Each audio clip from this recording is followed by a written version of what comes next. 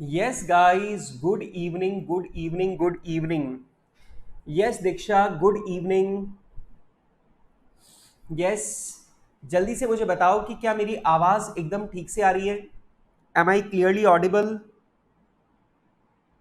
Yes, tell me, am I audible? Yes, Vernon, good evening. Good evening. चलो चलो चलो जल्दी जल्दी जल्दी सब लोग फटाफट फटाफट आ जाओ। वर्णन बोल रहे सर और ऑल क्लियर। वेरी नाइस, बहुत ही बढ़िया। चलो। Yes Janvi, good evening. Good evening बेटा। Yes yes yes, I am waiting guys. चलो चलो चलो। ओके, चलिए बेटा, मैं आपको याद दिला दूं, कल मैंने आप लोगों को 4 सेक्टर मॉडल मैंने आप लोगों को पढ़ाया था। और बेटा ये जो 4 सेक्टर मॉडल है, इस 4 सेक्टर मॉडल में मैंने आप लोगों को नेशनल इनकम कैलकुलेट करने का फॉर्मूला लिखवाया था, और मैंने मल्टीप्लायर का जो फॉर्मूला है वो भी मैंने आप लोगों को लिखवाया था। और मैं सोच रहा हूं कि क्यों ना एक बार इसे रिवाइज करवा दूं, ठीक है, ताकि अब जब अपन क्वेश्चन शुरू करें तो अपने को बिल्कुल भी दिक्कत ना आए। तो आपको मालूम है y is equals to consumption plus investment goods plus government expenditure plus export minus import, plus export minus import. सही बात है। अब जरा दिमाग लगाओ। Consumption is what? A plus B Y D. अब वाई डी क्या है? आपकी इनकम में से पहले फिक्स्ड वाला टैक्स दो, फिर वेरिएबल वाला टैक्स दो, फिर ट्रांसफर पेमेंट जो है वो ले लो। तो ये आ गया आपका डिस्पोजेबल इनकम। अब इस डिस्पोजेबल इनकम का मार्जिनल प्रोपेंसिटी टू कंज्यूम, ये आपकी खर्च करने की आदत है, plus investment goods plus government expenditure और प्लस एक्सपोर्ट। ठीक है। अब माइनस आपको करना है इंपोर्ट। अब इंपोर्ट दो तरह का होता है, एक वो इंपोर्ट जो हमारी इनकम पर बेस्ड नहीं है, और दूसरा वो इंपोर्ट जो हमारी इनकम पर बेस्ड है। अब हमारी इनकम पे जो बेस्ड नहीं है, जिसे हम लोग कांस्टेंट इंपोर्ट कहते हैं, उसे हम लोग डिनोट करते हैं एम बार से। तो मैंने माइनस कर दिया एम बार, ये कांस्टेंट इंपोर्ट है, एंड माइनस एम वाई। और एम वाई का मतलब क्या है? ये वो इंपोर्ट है जो हमारी इनकम पे आधारित है। And what is M? Marginal propensity to import, मतलब इंपोर्ट करने की हमारी आदत। Yes Chanchal, good evening. Surbha, good evening. Nuramin, good evening. ठीक है। और इसके अलावा मैंने मल्टीप्लायर का फॉर्मूला आप लोगों को बताया था, 1/1 माइनस बी, लेकिन बी अपने को लेना है after tax, 1 minus tax, plus M, छोटा वाला एम, मतलब मार्जिनल प्रोपेंसिटी टू इंपोर्ट, मतलब हमारी जो इंपोर्ट करने की आदत है वो। ठीक है। ये दो फॉर्मूला मैंने आप लोगों को सिखाए थे, और आज मैं इन्हीं दोनों फॉर्मूला के ऊपर आधारित आप लोगों के साथ में क्वेश्चंस करने वाला हूं। तो जल्दी से मुझे बताइए कि are you ready for the questions? आज मैं आपके साथ में बहुत सारे क्वेश्चन सॉल्व करने वाला हूं। देखो, मैं शुरुआत करूंगा क्वेश्चन नंबर 20 से। और बेटा फिर क्वेश्चन नंबर 20 मैंने होमवर्क दिया था आई गेस। जल्दी से मुझे याद करके बताओ, क्वेश्चन नंबर 20 मैंने होमवर्क दिया था ना? तो मुझे ऐसा ध्यान है कि मुझे शुरू करना है क्वेश्चन नंबर 21 से शुरू करना है मुझे। यस, बिल्कुल बिल्कुल, क्वेश्चन नंबर 20 होमवर्क था। चलो, तो फिर क्वेश्चन नंबर 21 से शुरू करते हैं। ठीक है। और यहां पर मैं अपने सामने भी एक बार क्वेश्चन ओपन कर लेता हूं, क्योंकि अदरवाइज मुझे बार बार स्क्रीन को चेंज करना पड़ेगा। Just 1 second. और ये लीजिए, मेरे सामने भी क्वेश्चन मैंने ओपन कर लिया है। और ये लीजिए, मैंने भी क्वेश्चन नंबर 21 मेरे सामने निकाल लिया है। ठीक है। अब मुझे जब भी जरूरत पड़ेगी मैं खोल लूंगा। चलो, आ जाओ। क्या बात है? ओके, आकर्ष बोल रहा है सर हमने होमवर्क भी कर लिया था। ठीक है, वेरी नाइस वेरी नाइस। आ जाओ, देखते बेटे सवाल को। द कंजम्पशन फंक्शन इज, ध्यान से देखो, C is equals to 40 plus 0.8 Y D. अब आप जान ही गए ये जो 40 है दिस इज ए, और जो 0.8 है वो है बी। मतलब ये जो 0.8 है वो हमारा मार्जिनल प्रोपेंसिटी टू कंज्यूम है। इसका मतलब मेरी आदत है कि मैं अपनी इनकम का 80% खर्च कर देता हूं। ठीक है बेटा, हमारा जो टैक्स है वो कितना है 0.1 वाई। अब ध्यान से देखो, यहां पर हमारा कोई भी कांस्टेंट वाला टैक्स नहीं है, सिर्फ वेरिएबल वाला टैक्स दे रखा है 0.1 वाई। और बेटा 0.1 वाई का मतलब जो हमारी वेरिएबल टैक्स रेट है वो कितनी हो गई 0.1। अच्छा, इन्वेस्टमेंट कांस्टेंट है 60, गवर्नमेंट एक्सपेंडिचर कांस्टेंट है 40, एक्सपोर्ट कांस्टेंट है 58। बेटा इंपोर्ट हमें दे रखा है 0.05 वाई। अब ध्यान से देखो, इंपोर्ट आपको सिर्फ 0.05 वाई दे रखा है, यहां पर कोई भी कांस्टेंट इंपोर्ट नहीं है। और बेटा अगर यहां पे कांस्टेंट इंपोर्ट नहीं है तो ये जो 0.05 है ये क्या है एम। एम का मतलब हो गया मार्जिनल प्रोपेंसिटी टू इंपोर्ट। ठीक है, अब ध्यान से सुनना, ये बहुत इंटरेस्टिंग पॉइंट है। Find out income equilibrium, equilibrium level of income. Equilibrium level of income मतलब आपसे क्या पूछा जा रहा है वाई। नंबर 2 आपसे पूछा जा रहा है नेट एक्सपोर्ट। नेट एक्सपोर्ट का मतलब क्या है एक्सपोर्ट माइनस इंपोर्ट। और तीसरा सवाल, नेट एक्सपोर्ट कैलकुलेट करके बताओ if export were to increase by 6.25। अगर हमारा एक्सपोर्ट 6.25 इंक्रीज हो जाता है तो उस कंडीशन में हमारा नेट एक्सपोर्ट कितना होगा वो कैलकुलेट करके बताओ। ठीक है, यस नहीं बेटा जानवी, अपने को सिर्फ जो मल्टीप्लायर कैलकुलेट करना है, मल्टीप्लायर कैलकुलेट करने के लिए अपने को सिर्फ वेरिएबल वाली टैक्स रेट को लेना है, कांस्टेंट वाला टैक्स नहीं लेते इन्वेस्टमेंट मल्टीप्लायर के लिए। बेटा फॉर्मूला क्या है 1/1 minus B into 1 minus tax rate. ठीक है, प्लस प्लस यहां पे एम। अब यहां पे देखो 1 माइनस टैक्स रेट में मैंने टी छोटा वाला टी लिया है, and what is small T variable tax rate based on income. ठीक है, तो यहां पे कांस्टेंट वाला टैक्स माइनस नहीं करना, यहां पर वेरिएबल वाला टैक्स रेट माइनस करनी है। ठीक है, हाँ वाई ई एक ही बात है बेटा। ये पूरे के पूरे फॉर्मूला काम ही तब करते हैं जब आपका इनकम इक्विलिब्रियम हो। ठीक है, तो मैं अगर वाई लिख रहा हूं तो वाई का मतलब भी वाई ई ही है। ठीक है सुरभा, यस। चलो तो ये क्वेश्चन बहुत सिंपल है, और वैसे मैं बता दूं ये एक क्वेश्चन भी अगर आपने ढंग से कर लिया तो आप लोग सारे के सारे क्वेश्चन कर सकते हैं। ठीक है, तो आइए बेटा मेरे साथ में आप लोग करना शुरू करेंगे क्वेश्चन नंबर 21। सबसे पहला सवाल है इक्विलिब्रियम इनकम निकालो, वाई ई इक्विलिब्रियम इनकम। तो ये लीजिए बेटा मैंने क्वेश्चन खोल लिया है। सबसे पहला, income is equals to consumption, and what is consumption 40 plus 0.8 Y D. Y D का मतलब डिस्पोजेबल इनकम। डिस्पोजेबल इनकम कैसे निकालूं, वाई माइनस करेंगे कांस्टेंट वाला टैक्स, लेकिन इस सवाल में कोई कांस्टेंट वाला टैक्स है ही नहीं, सिर्फ वेरिएबल वाला टैक्स है, तो 0.10 वाई। तो ये मैंने वेरिएबल वाला टैक्स यहां पर माइनस कर दिया। प्लस करूंगा ट्रांसफर पेमेंट, लेकिन ध्यान से देखो इस क्वेश्चन में कोई ट्रांसफर पेमेंट है ही नहीं, तो बेटा फिर तो यही अपनी डिस्पोजेबल इनकम है। प्लस हमारा इन्वेस्टमेंट कितना है 60, प्लस गवर्नमेंट एक्सपेंडिचर कितना है 40,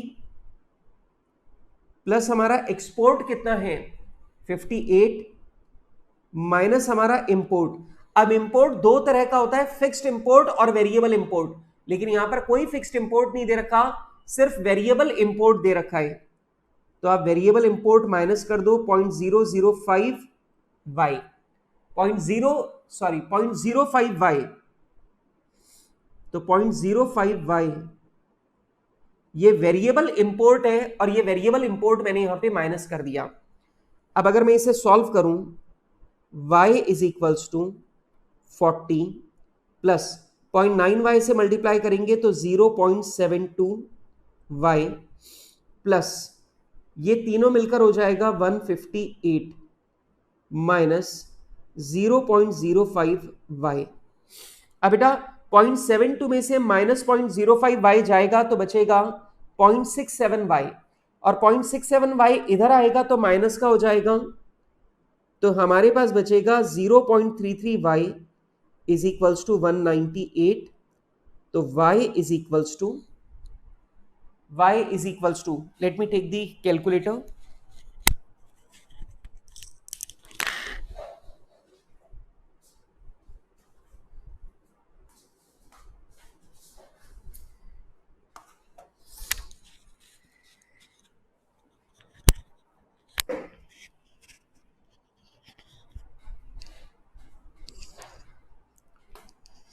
वन 198 डिवाइडेड बाई 0.33 तो आ जाएगा 600। तो ये लीजिए बेटा, हमारा पहला जवाब है कि हमारा जो इक्विलिब्रियम इनकम है दैट इज 600 करोड़। दूसरा सवाल इन्होंने हमसे पूछा था मल्टीप्लायर कैलकुलेट करके बताओ। तो मल्टीप्लायर क्या होगा बेटा? मल्टीप्लायर हो जाएगा 1/1 माइनस बी हमारा है 0.80 multiplied by 1 minus tax rate. तो ध्यान से देखो बेटा, हमारी वेरिएबल टैक्स रेट क्या है? 0.10। तो 1 माइनस 0.80 प्लस m, और हमारा m क्या है? 0.05। ठीक है, स्मॉल m मतलब मार्जिनल प्रोपेंसिटी टू इंपोर्ट क्या है? 0.05। अब इसे सॉल्व कर लूं तो यहां पर आएगा 0.8 इंटू 0.90 बचा 0.72, तो ये आ गया 0.33। 1 डिवाइडेड बाई 0.33 और ये आ जाएगा हमारा 3 टाइम्स। तो ये लीजिए बेटा, हमारा आंसर यहां पे आ जाएगा 600 करोड़, और हमारा इन्वेस्टमेंट मल्टीप्लायर जो है वो यहां पर आ जाएगा कितना? वो आ जाएगा हमारा 3 टाइम्स। तो बेटा जो हमारा इन्वेस्टमेंट मल्टीप्लायर है वो कितना आ जाएगा? 3 टाइम्स। ठीक है, अब दूसरा सवाल सुनो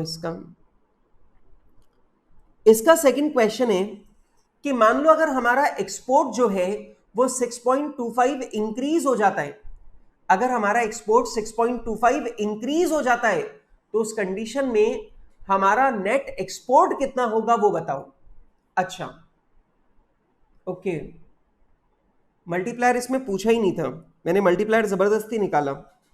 इसमें तो नेट एक्सपोर्ट पूछा है, कोई बात नहीं, नेट एक्सपोर्ट निकाल देते हैं। तो हमारा नेट एक्सपोर्ट हो जाएगा, हमारा एक्सपोर्ट कितना है? 58 माइनस हमारा इंपोर्ट कितना है? 0.05 वाई, और हमारा वाई क्या है? 600। तो अगर आप इसे सॉल्व करोगे तो हमारा नेट एक्सपोर्ट आ जाएगा 600 करोड़ का। वैसे मल्टीप्लायर पूछा नहीं था पर मैंने मल्टीप्लायर फिर भी निकाल दिया गलती से। ठीक है, अच्छा अब देखो दूसरा सवाल। अब दूसरा सवाल कहता है यदि हमारा इंपोर्ट 6.25 करोड़ इंक्रीज हो जाए तो उस कंडीशन में नेट एक्सपोर्ट कितना आएगा? भाई एक बात मुझे बताओ कि अगर आपका एक्सपोर्ट चेंज हो जाएगा तो ऑब्वियस ही बात है आपकी इनकम भी चेंज हो जाएगी, और अगर आपकी इनकम चेंज हो गई तो ऑब्वियस ही बात है आपका इंपोर्ट भी चेंज हो जाएगा और आपका नेट एक्सपोर्ट भी चेंज हो जाएगा। तो क्वेश्चन में बोला यदि आपका एक्सपोर्ट चेंज हो जाए, यदि आपका एक्सपोर्ट 6.25 इंक्रीज हो जाए तो हमारा नेट एक्सपोर्ट क्या होगा? बट इस कंडीशन में तो हमारी इनकम भी बदल जाएगी, इंपोर्ट भी बदल जाएगा, और रिजल्टिंग हमारा नेट एक्सपोर्ट भी चेंज हो जाएगा। मतलब ये पूरा सवाल मुझे दोबारा ही करना पड़ेगा।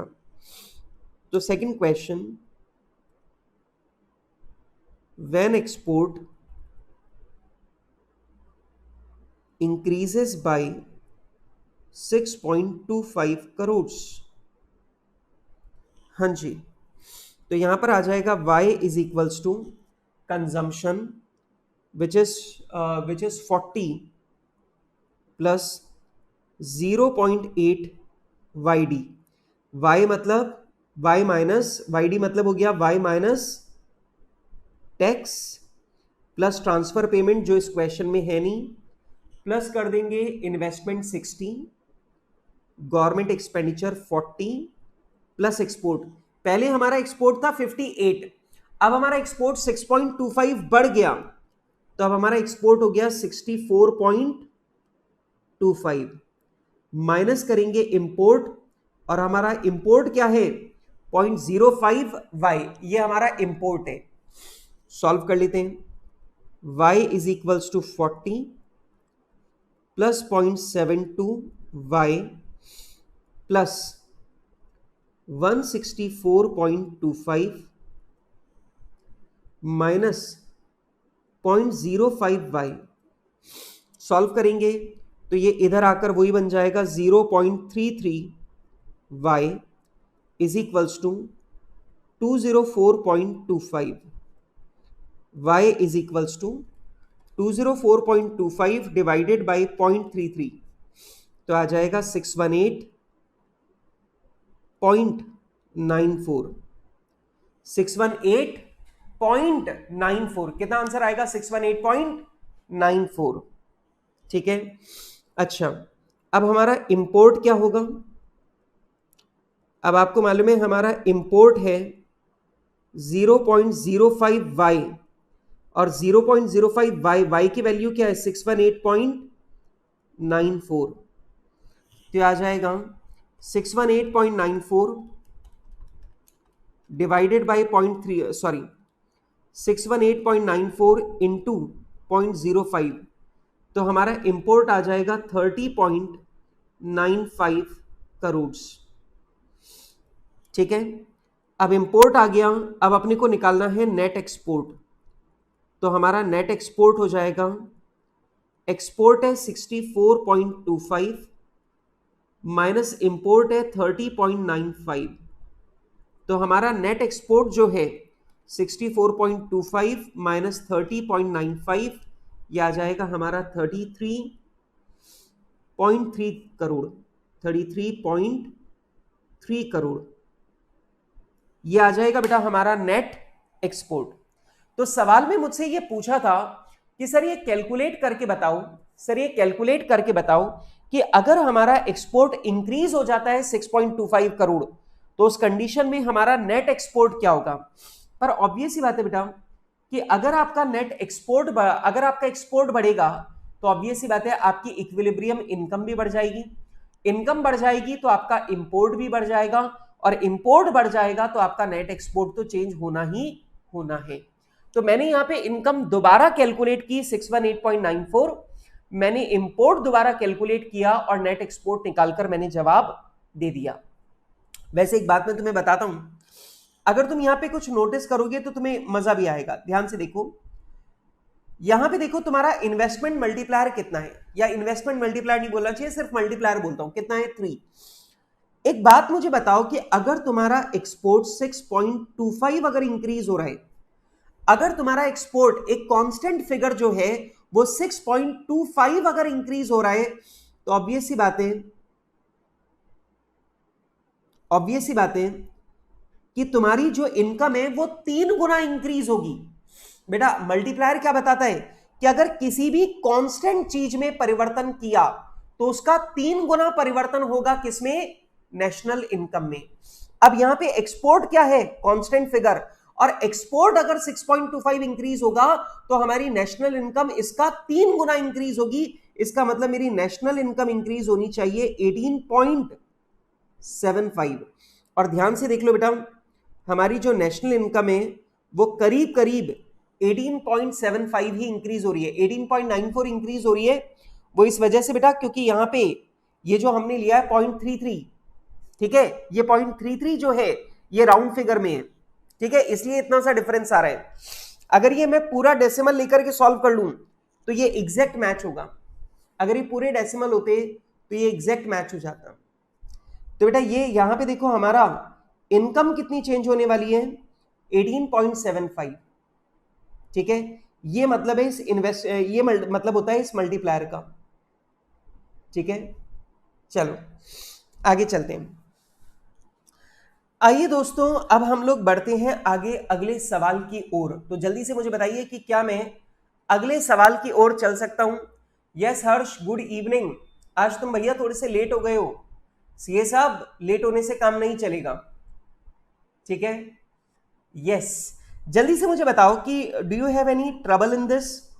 जल्दी से मुझे बताओ कि क्या इसमें कोई भी मुश्किल है। हाँ जी, हाँ जी, हाँ जी, जल्दी से मुझे बताओ, एनी प्रॉब्लम? ओके, कोई प्रॉब्लम नहीं है। चलो आइए मेरे साथ में बात करेंगे क्वेश्चन नंबर 22 की। देखें, बहुत इजी क्वेश्चन है और ध्यान से देखो। 22, an economy is characterised by the following equation. एक इकोनॉमी जो है वो इस इक्वेशन पे चल रही है।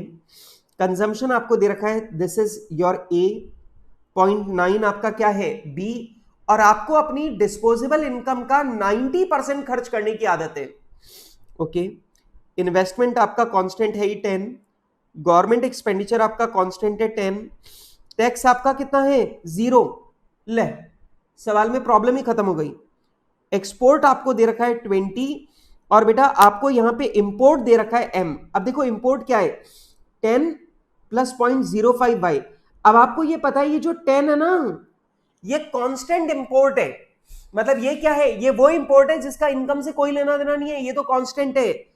और आपकी मार्जिनल प्रोपेंसिटी टू इंपोर्ट, आप अपनी इनकम का कितना परसेंट इंपोर्ट करते हो, 5%, 0.05y। तो आप अपनी इनकम का 0.05 आप क्या करते हो, इंपोर्ट। ये आपकी इंपोर्ट करने की आदत है। ये जो 5% है ये क्या है, स्मॉल एम।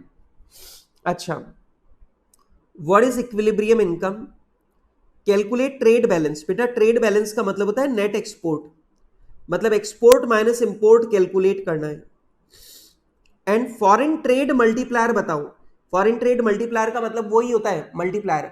तो मल्टीप्लायर बोले या फॉरेन ट्रेड मल्टीप्लायर बोले या इन्वेस्टमेंट मल्टीप्लायर बोले, डजंट मैटर, मल्टीप्लायर मतलब वही मल्टीप्लायर, ठीक है? तो ये 3 क्वेश्चन तुमसे पूछे, equilibrium income, number 2 net export, और नंबर 3 फॉरेन ट्रेड मल्टीप्लायर, ठीक है? इजी सा क्वेश्चन है, फटाफट से मैं सॉल्व करता हूं, मेरे साथ साथ आप लोग भी सॉल्व करेंगे। क्वेश्चन नंबर 22, आइए जी देखिए क्वेश्चन नंबर 22। सबसे पहला y is equals to, consumption है 60 प्लस 0.9 YD। अब YD का मतलब है डिस्पोजेबल इनकम, डिस्पोजेबल इनकम का मतलब है y माइनस, अब ध्यान से देखो कांस्टेंट वाला टैक्स भी 0 है, वेरिएबल वाला टैक्स भी 0 है, टैक्स तो पूरा ही 0 दे रखा है। तो बेटा इसका मतलब ये हुआ कि जो आपकी इनकम है वही आपकी डिस्पोजेबल इनकम है, जो आपकी इनकम है वही आपकी डिस्पोजेबल इनकम है। क्यों? क्योंकि क्वेश्चन में ना तो टैक्स दे रखा है ना ट्रांसफर पेमेंट दे रखा है।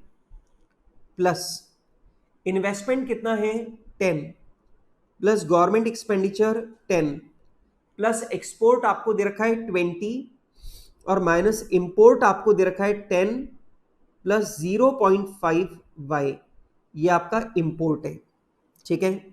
सॉल्व करेंगे, y is equals to 60 plus 0.9y plus 40 minus 10 minus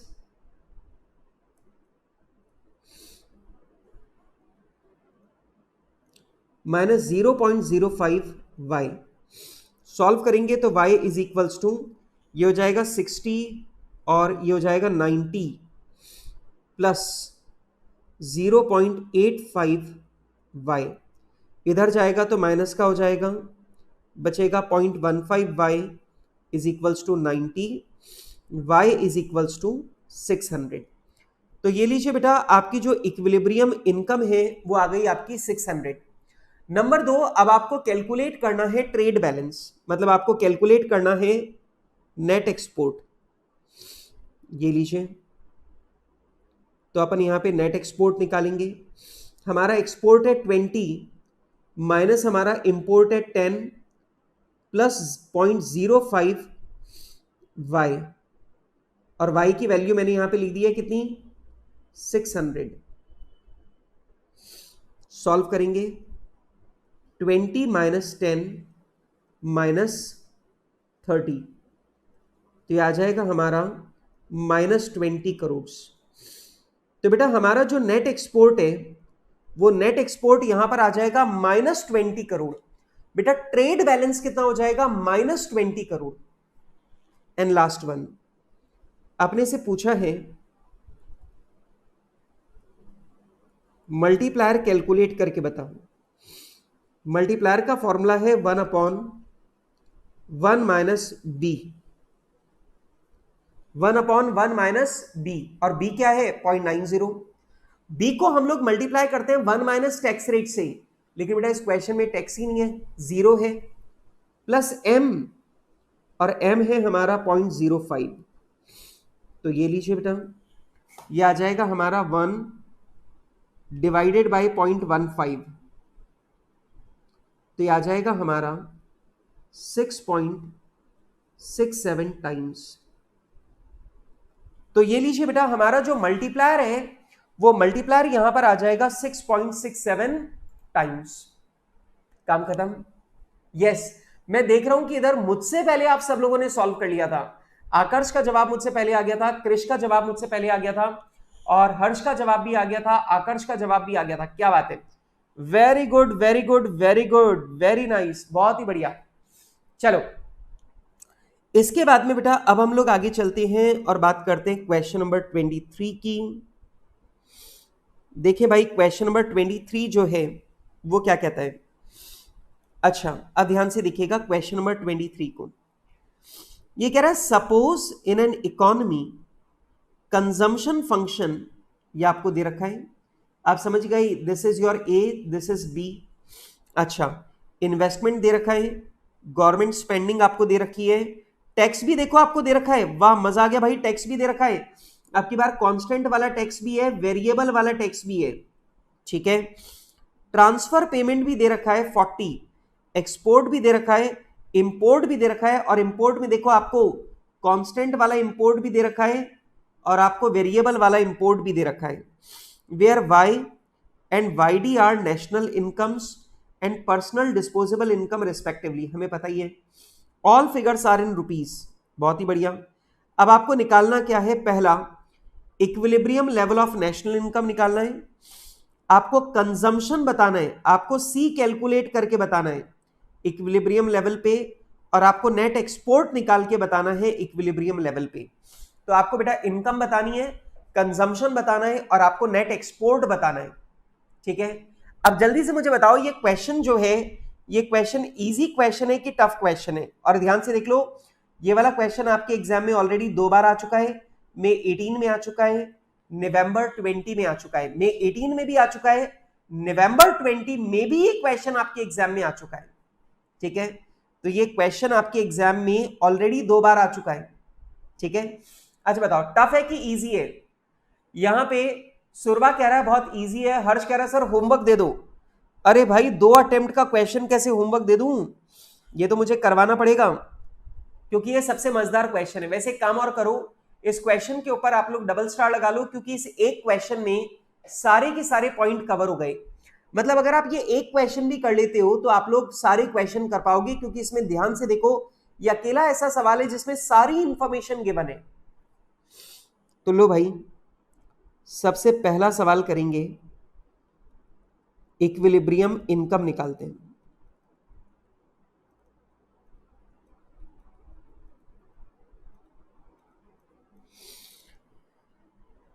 हाँ जी, सबसे पहला y is equals to consumption, consumption क्या है 150 plus 0.75 YD। What is YD? Income में से पहले आप टैक्स को भरो, तो बेटा आपका कांस्टेंट वाला टैक्स तो है 20, वो भी माइनस कर दो, माइनस आपका वेरिएबल वाला टैक्स है 0.20y, वो भी माइनस कर दो। तो देखो बेटा, मैंने कांस्टेंट वाला टैक्स भी माइनस कर दिया और मैंने वेरिएबल वाला टैक्स भी माइनस कर दिया, प्लस ट्रांसफर पेमेंट, और हमारा ट्रांसफर पेमेंट है बेटा 40, ठीक है। प्लस करो इन्वेस्टमेंट, हमारा इन्वेस्टमेंट कितना है बेटा, इन्वेस्टमेंट है 100 प्लस गवर्नमेंट स्पेंडिंग है 115 प्लस हमारा एक्सपोर्ट कितना है 35 माइनस करेंगे इंपोर्ट, और बेटा हमारा इंपोर्ट कितना है, हमारा कांस्टेंट वाला इंपोर्ट है 15,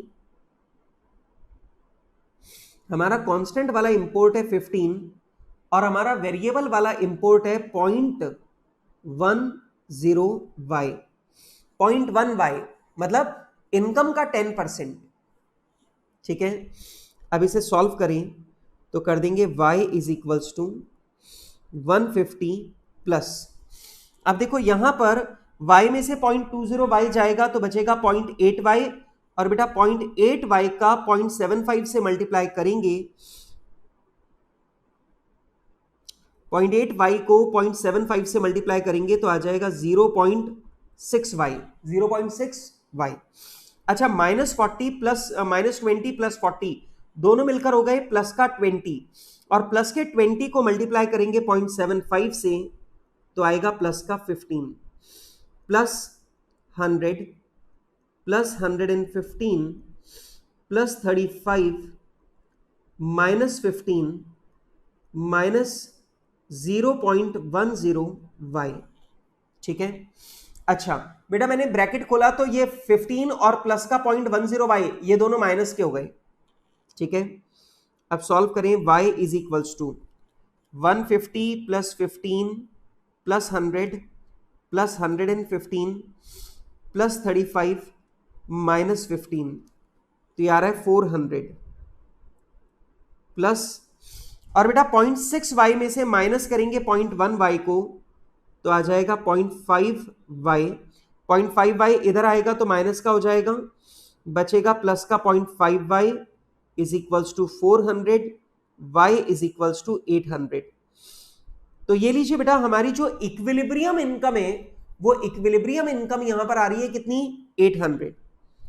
दूसरा सवाल था कंजम्पशन कैलकुलेट करके बताओ। अब आप तो जानते हो बेटा हमारा कंजम्पशन जो है वो कितना है, हमारा कंजम्पशन है, इधर देखो हमारा कंजम्पशन है A 150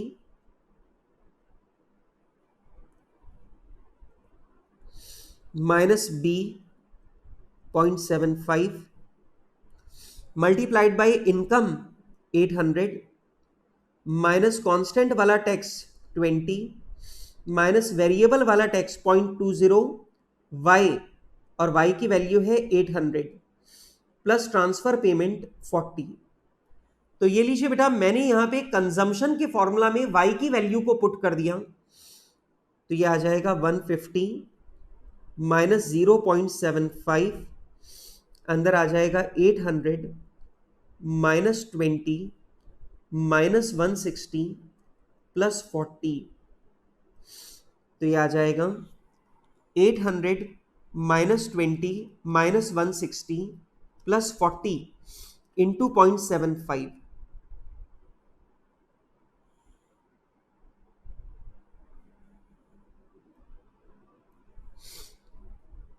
प्लस 150 तो ये आ रहा है बेटा मेरा 645 करोड़।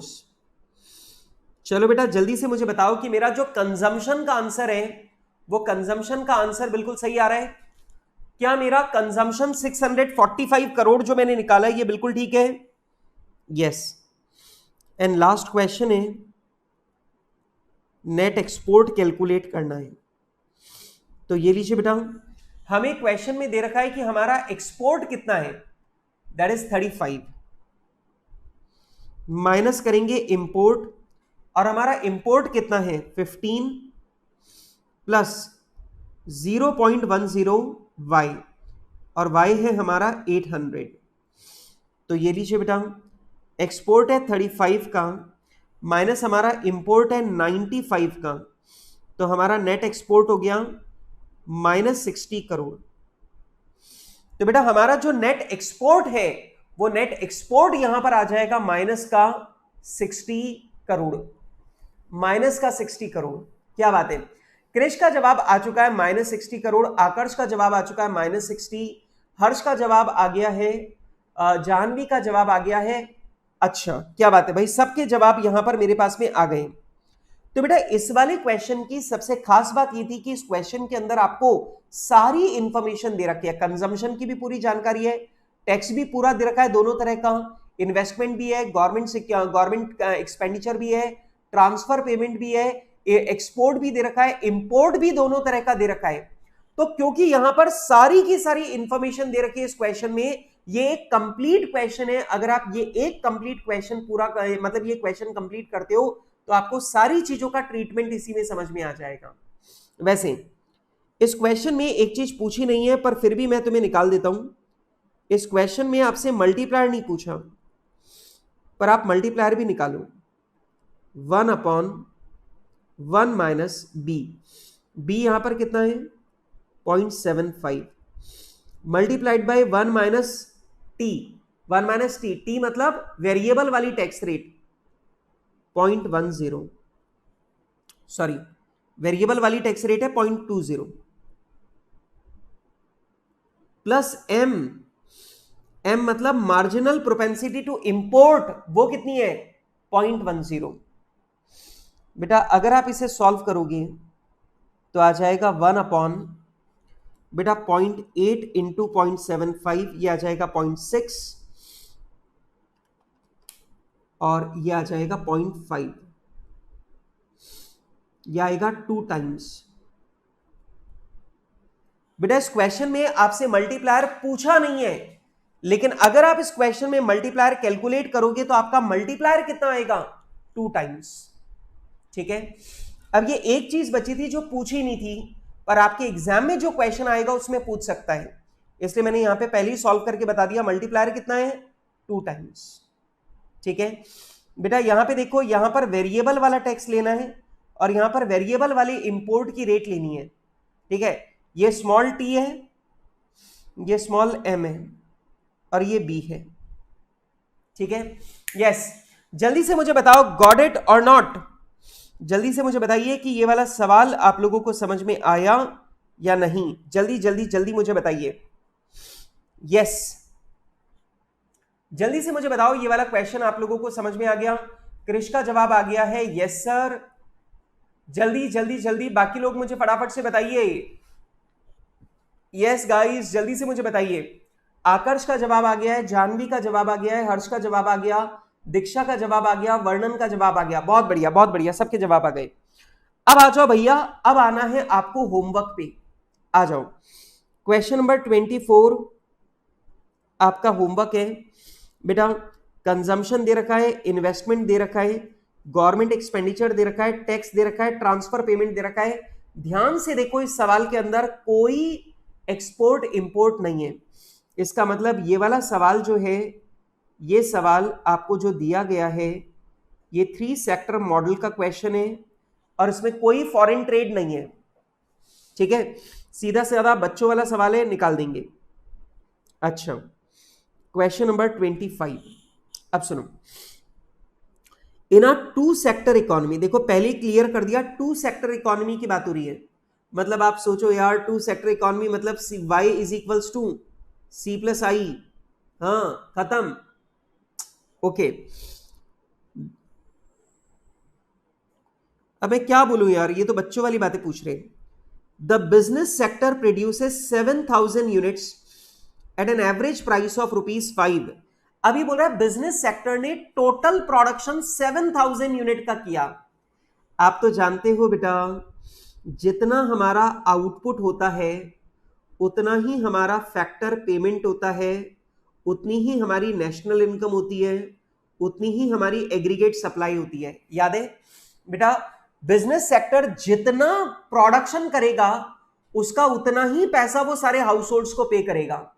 तो आप मुझे जल्दी से बताइए, जो आउटपुट है वही फैक्टर पेमेंट है, वही नेशनल इनकम है इस साल की, और वही हमारी एग्रीगेट सप्लाई भी है। अब ये देखो क्या पूछ रहे हैं। सबसे पहला बताइए मनी वैल्यू ऑफ आउटपुट।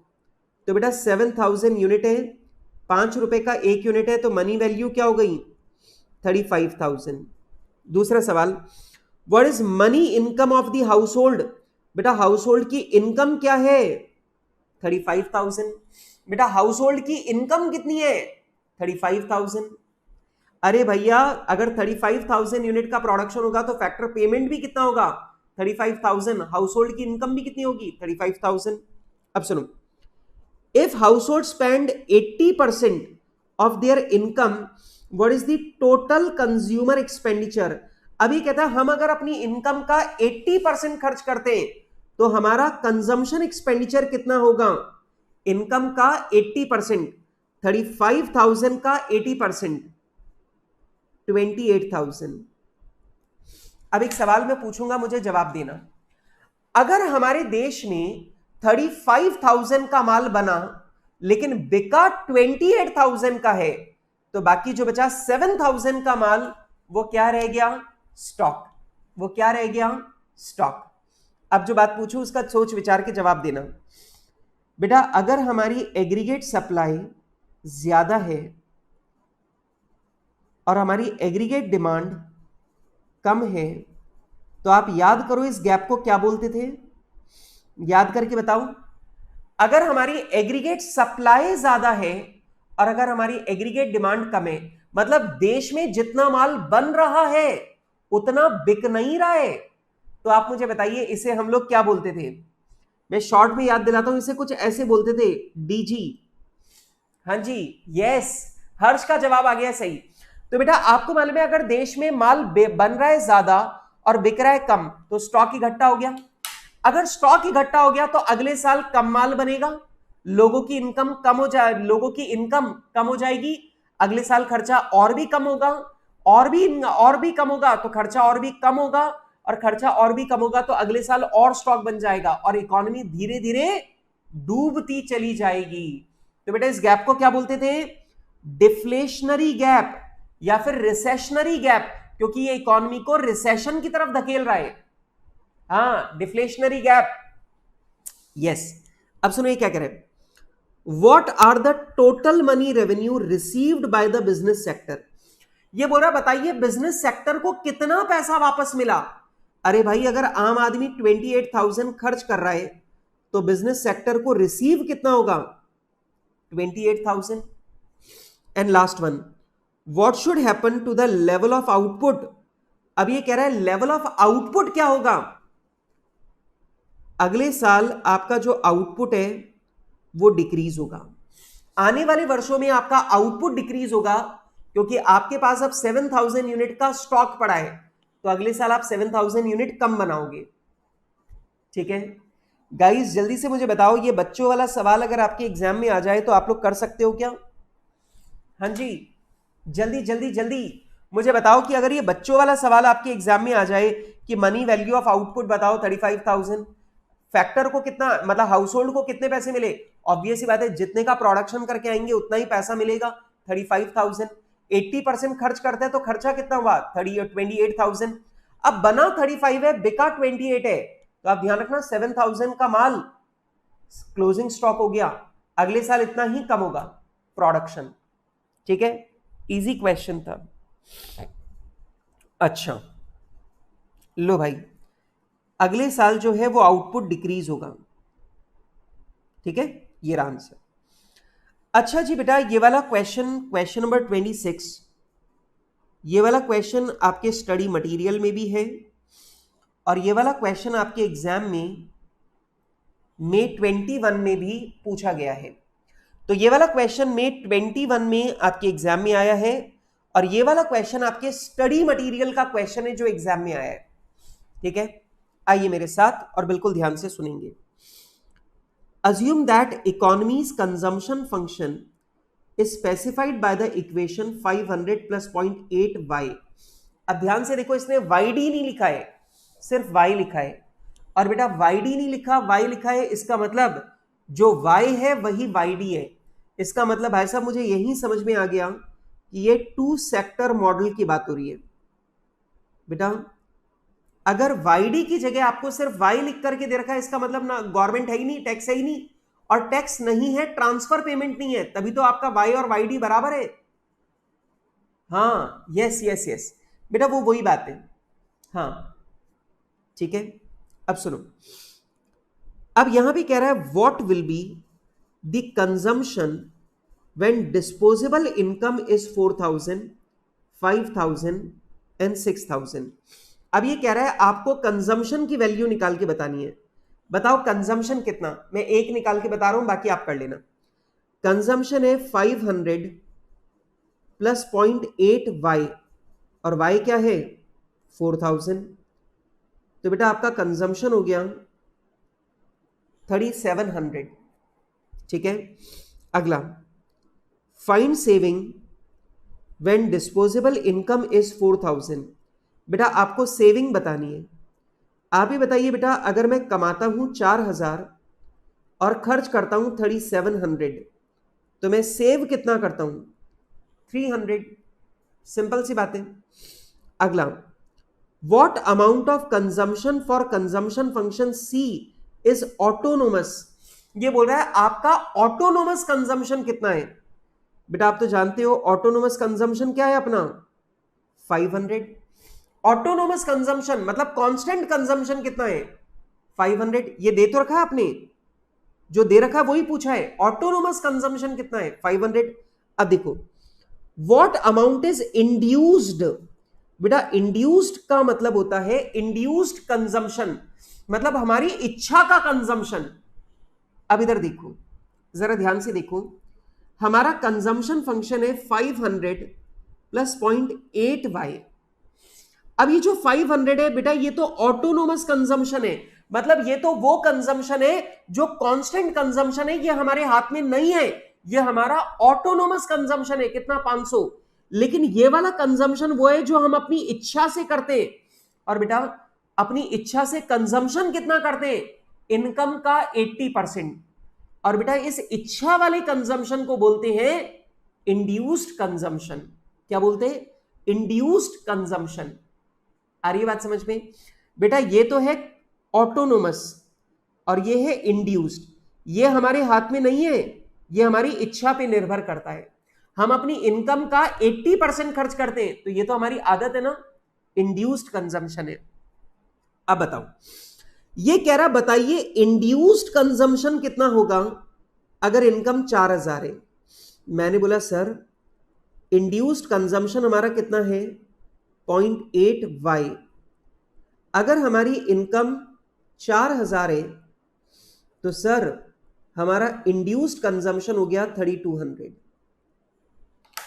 खत्म। अच्छा बेटा जी जल्दी से मुझे बताओ, यहां पर आपको बात समझ में आ रही है। आपको 3 इनकम दे दी, बोला तीनों इनकम के लिए कंजम्पशन निकाल के बताओ। मैंने एक बता दिया, बाकी का 2 आप निकाल लेना। दूसरा सवाल बोलता है कि अगर डिस्पोजेबल इनकम हमारी 4,000, 5,000, 6,000 है तो सेविंग बताओ। भाई इनकम में से कंजम्पशन को माइनस कर दो तो सेविंग आ जाएगी। 4,000 की इनकम है, 3,700 का कंजम्पशन है, तो सेविंग क्या है 300 की। सिंपल सी बात है। फिर बोला ऑटोनोमस कंजम्पशन क्या है, वो आपको पता ही है, क्वेश्चन में गिवन है ए 500 है। फिर बोला कि हमारा इंड्यूस्ड कंजम्पशन कितना है, आपको पता है अपन इनकम का 80% खर्च करते हैं, तो अगर आपकी इनकम 4,000 है तो उसका 80% हमारी इच्छा वाला कंजम्पशन है, दैट इज 3,200। ठीक है बेटा, इंड्यूस्ड कंजम्पशन का मतलब समझ गए, जो हमारी इच्छा वाला कंजम्पशन है। ठीक है गाइस, यही वाला क्वेश्चन मई 21 में, मतलब वही जुलाई 21 में 5 मार्क्स का पूछा गया है। अब ये वाला क्वेश्चन 5 मार्क्स में आया है, पर आप लोग समझते हैं कि ये वाला जो क्वेश्चन है इसे सॉल्व करने में 2 मिनट भी नहीं लगने पूरे। बहुत जल्दी हर्ष, बहुत जल्दी। ओके अच्छा बेटा, अब यहां पे ध्यान से देखो, यहां पे पूछ रहा है आपको मल्टीप्लायर बताना है। अगर MPC 0.2 है, मैं एक सॉल्व करके बताता हूं। 2 सेक्टर मॉडल में मल्टीप्लायर का फॉर्मूला होता है 1/1 माइनस बी, तो हो जाएगा 1/1 माइनस 0.20, तो ये आ जाएगा 1.25 टाइम्स। तो बेटा यहां पर आपको बी की value, marginal propensity to consume की वैल्यू दे रखी है और आपसे मल्टीप्लायर पूछा है, तो 1/1 माइनस बी करके जवाब दे देना, क्योंकि इसमें ना तो वेरिएबल टैक्स रेट है ना यहां पे मार्जिनल प्रोपेंसिटी टू इंपोर्ट दे रखा है, बाकी दो में से तो कुछ दे ही नहीं रखा, तो डायरेक्ट फॉर्मूला लगाकर निकाल देना।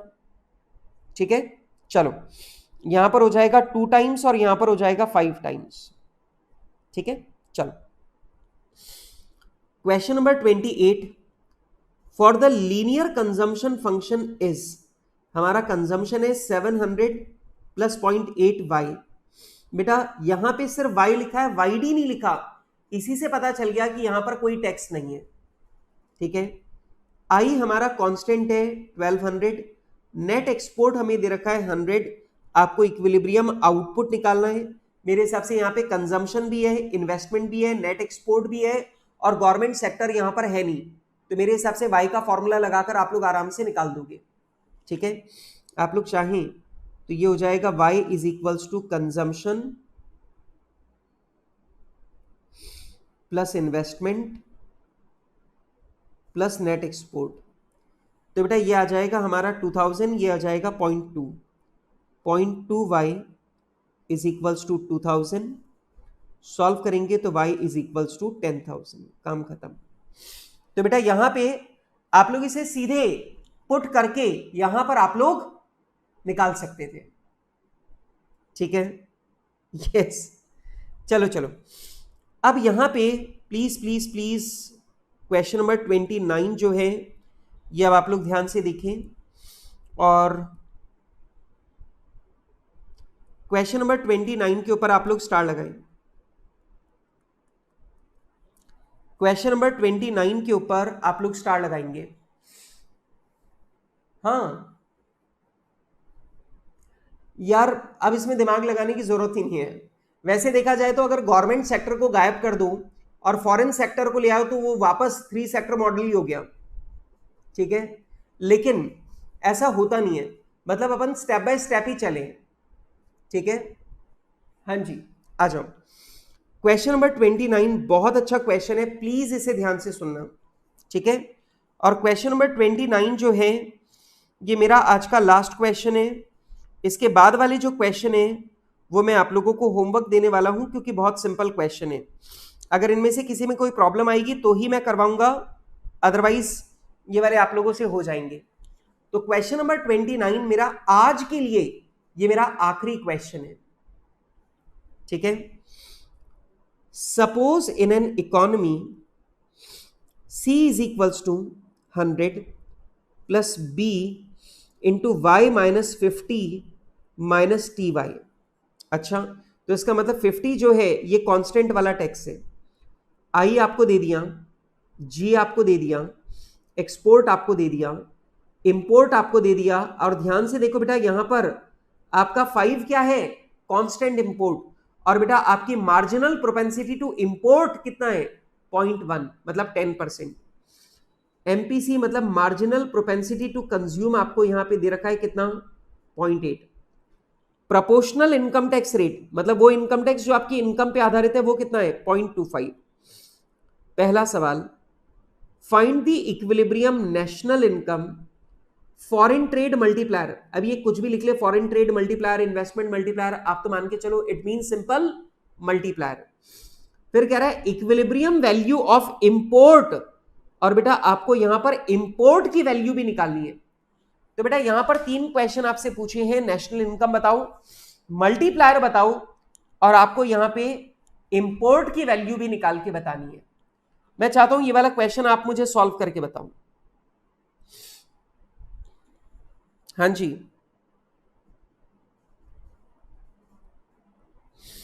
ये वाला क्वेश्चन मैं सॉल्व नहीं कर रहा हूं,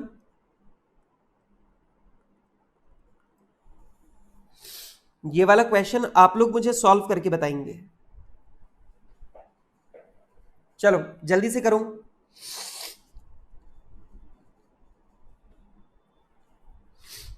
या ऐसा करते हैं, मैं भी ये वाला सवाल सॉल्व करता हूं, पर मैं आप लोगों से आंसर हाइड कर लेता हूं, और जब आप लोग पूरा सॉल्व कर लेंगे तब आप लोगों को ये आंसर शो करूंगा। ठीक है सर, लो भाई, तो मैंने आप लोगों से आंसर हाइड कर लिया है, और ये लीजिए मैंने यहां पे ये क्वेश्चन निकाल लिया है 29।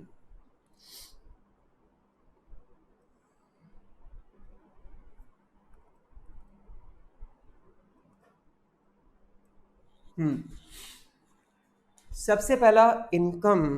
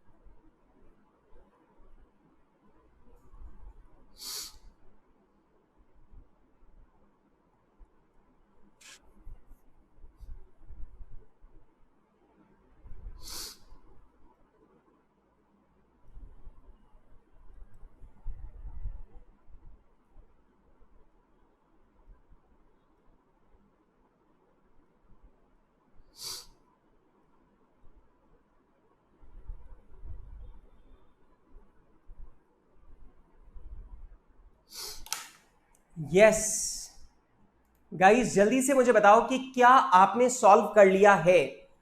यस देखो मैं बता दूं, मैंने तो सॉल्व कर लिया है। और यहां पे देखो सुरवा ने सॉल्व कर लिया है, आकर्ष का सॉल्व हो गया है, वर्णन का सॉल्व हो गया है, हर्ष का भी सॉल्व हो गया है, जाह्नवी का भी सॉल्व हो गया है। भाई मैं वेट कर रहा हूं, बाकी लोग भी मुझे सॉल्व करके बताओ, तभी मैं आपको सोल्यूशन दिखाऊंगा। यस मैं अभी कोई सोल्यूशन शो नहीं कर रहा आपको, पहले आप मुझे अपना आंसर बताओ, उसके बाद ही आगे बढ़ेंगे। सुरवा का एक जवाब आ गया। सुरवा तुम्हारे बाकी के जवाब नहीं आए, तुमने इनकम का जवाब तो दे दिया, लेकिन बेटा इन्वेस्टमेंट मल्टीप्लायर तुमने नहीं निकाला, और अभी तक तुमने इंपोर्ट की वैल्यू भी निकाल के नहीं बताई, तो ऐसा नहीं चलेगा। जाह्नवी ने भी सिर्फ एक ही आंसर दिया है अब तक। मुझे भैया थोड़ा जल्दी करो, सॉल्व करके मुझे आंसर दो। जब आप लोग मुझे आंसर दोगे तभी मैं आगे चलूंगा।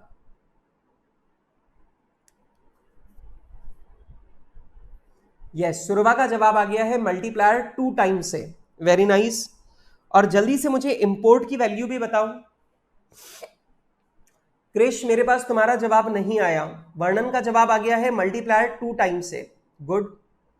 यस देखो भैया जब आप लोग सॉल्व करोगे तभी फॉर्मूला याद होगा, अदरवाइज आपको फॉर्मूला याद नहीं होंगे।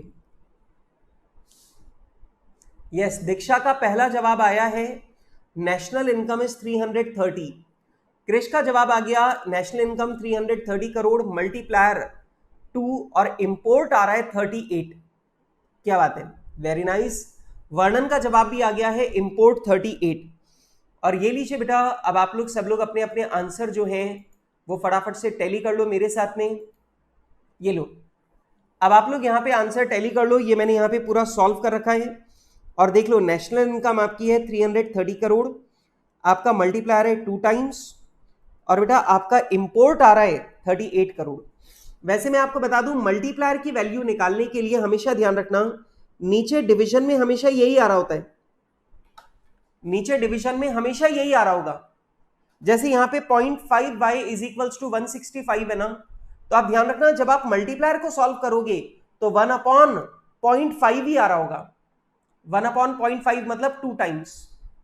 तो हमेशा ध्यान रखना मल्टीप्लायर का जब भी आंसर आए तो आप लोग ये चेक कर लेना, यहां पर जो आपका आंसर आ रहा है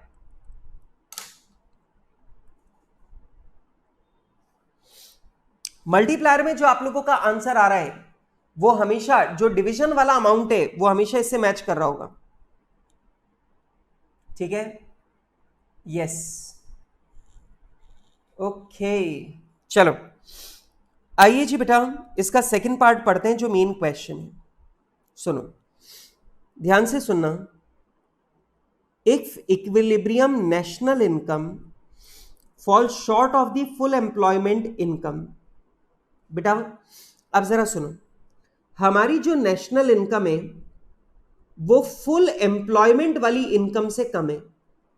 मतलब अगर हमारे देश का हर एक नागरिक फुल्ली एम्प्लॉयड होता तो हमारे देश में जितना माल बन सकता था, हाल फिलहाल जो माल बन रहा है वो उससे कम बन रहा है, माल उससे कम बन रहा है। ठीक है, अच्छा, और कितना कम बन रहा है? 50। अब सुनो, how much government should increase its expenditure to attain full employment. ये कह रहा है बताइए गवर्नमेंट एक्सपेंडिचर को कितना बढ़ाएं कि हमारा आउटपुट, हमारी income, national income 50 rupees increase हो जाए, हमारी इनकम 50 रुपीज इंक्रीज हो जाए।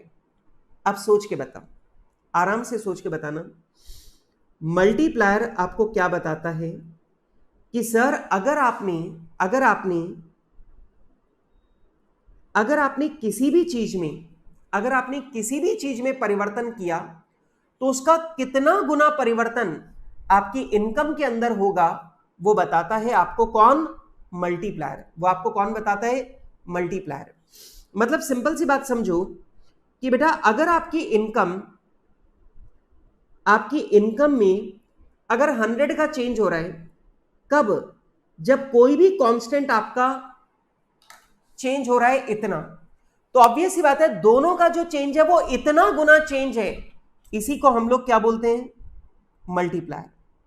इसी को हम लोग क्या बोलते हैं? मल्टीप्लायर। अभी मैं समझाता हूं। जैसे यहां पे मैंने मल्टीप्लायर निकाला है 2, यहां पर अपना मल्टीप्लायर कितना आ रहा है? 2।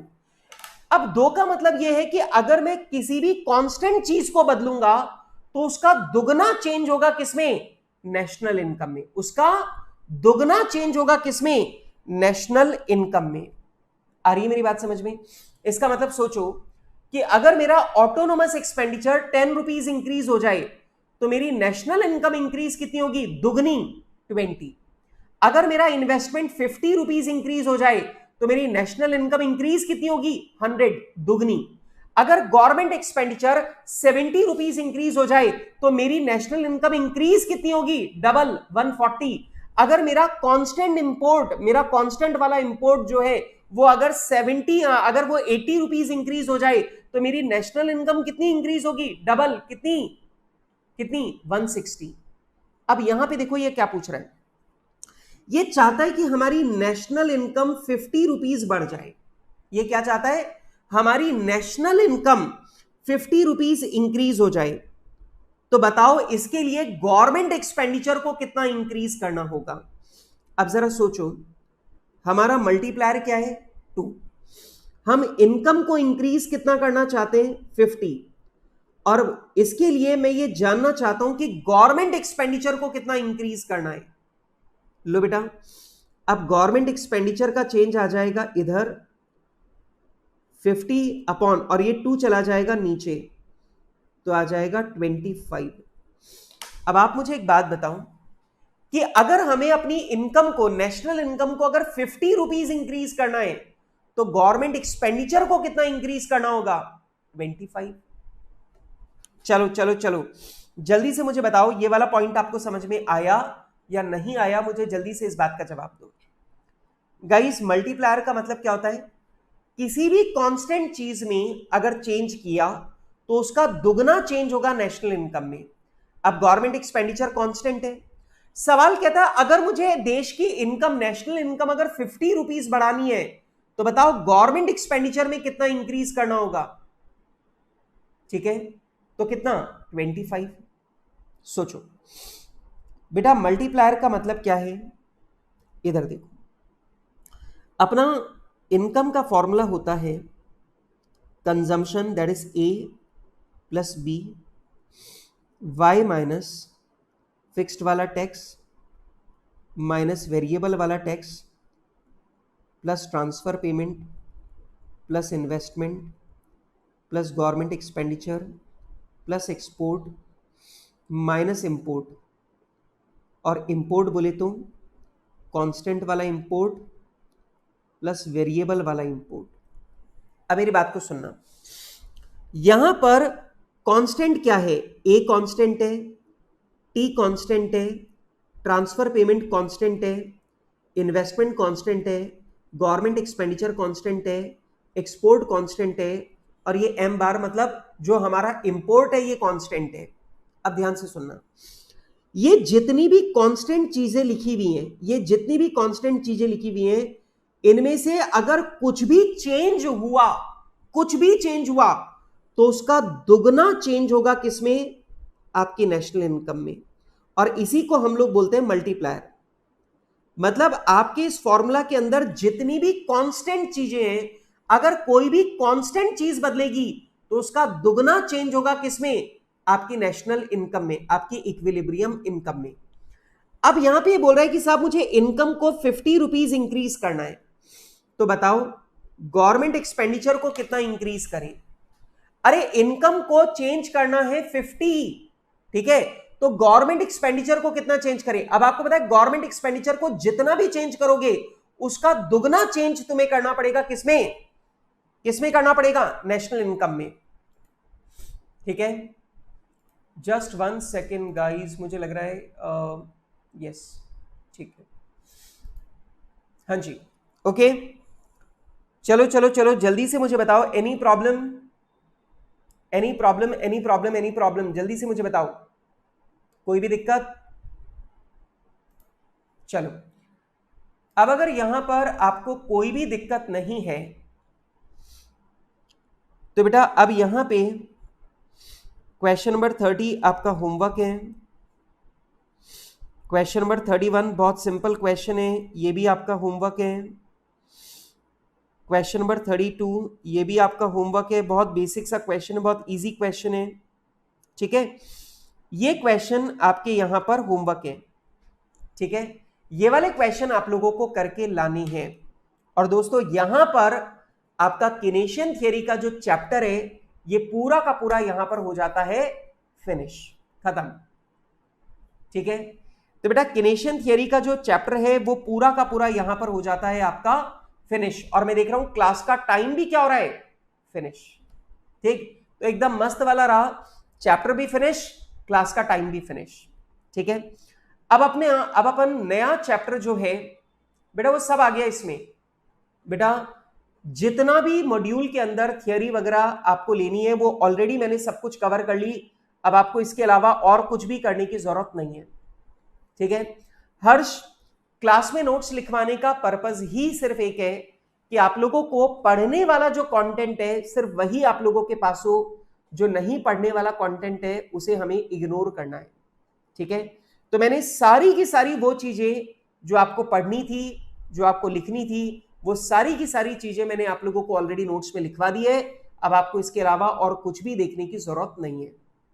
ठीक है, यस बिल्कुल, यस दीक्षा, अब आगे की जो क्लासेस हैं वो अपनी ऐप पर होंगी। अब आप सब लोगों को कॉल जो है वो मंडे मॉर्निंग जो है, मंडे दिन में आप लोगों के पास में कॉल आ जाएगा और टीम जो है वो आप लोगों को पूरा का पूरा इंस्टॉलेशन वगैरह सब कुछ करवा देगी। तो आप लोगों को किसी भी तरह का कोई कॉम्प्लिकेशन नहीं आना है।